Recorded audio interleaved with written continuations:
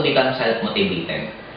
Nung ako nagsimula sa networking career ko, sa totoo lang, wala halos na guide. May mga naging upline din ako before, kaya lang, ito yung mga naging scenario ng buhay ko. Yung first na naging upline ko sa first networking company ko, after 1 week, iniwan na ako. Bumalik na siya ng Manila.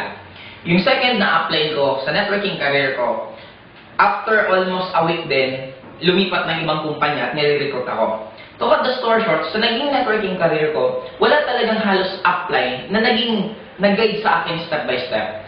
Ang mahirap kasi pag nag-network ang probinsya, normally, yung mga upline taga Manila, yung mag-guide taga Manila. Kaya kailangan ko mag-step up sa sarili ko.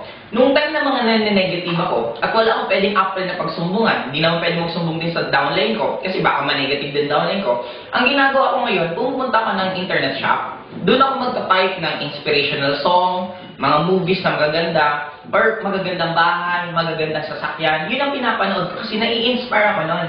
Ang lagi kong pinapanood before, yung video mismo ni Michael Jordan na ang title is I Believe I Can Fly, na habang pinapanood ko yung galing niyang mag-shoot, yung iba't ibang mga moves niya, doon ko lalong namomotivate ang sarili ko na kung meron isang Michael Jordan na halos nagawa niya yung mga sobrang imposibleng shot, what more ako na nagsisimula sa pag-network.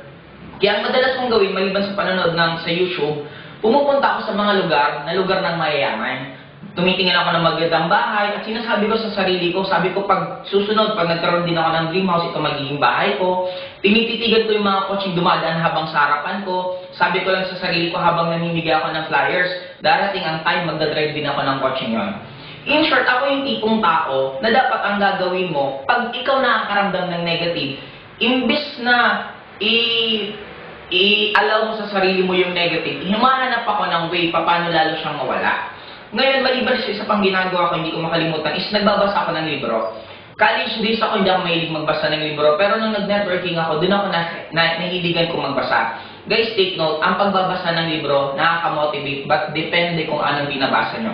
Ako, isasuggest ko sa inyo mga libro ni Robert Kiyosaki, ni Donald Trump, or mga successful na tao, meron tinatawag na buhay nila or bibliography, na yun ang basahin nyo. Doon nyo makikita na lahat ng tao na naging successful is meron din silang downfall. The difference lang ng naging successful at naging failure, yung naging successful, dumating sila sa failures nila, pero ginawa nila ng paraan yun para lalo sila umangat. Sabi ko nga, ito yan fail.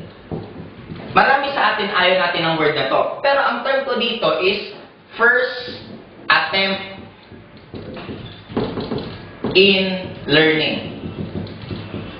Ibig sabihin, part ng success mo ang fail. Kaya sa mga lahat nandito, ang importante, pag nagkakaramdam, ituloy-tuloy mo yan, yun ang magiging reason para ka maging successful.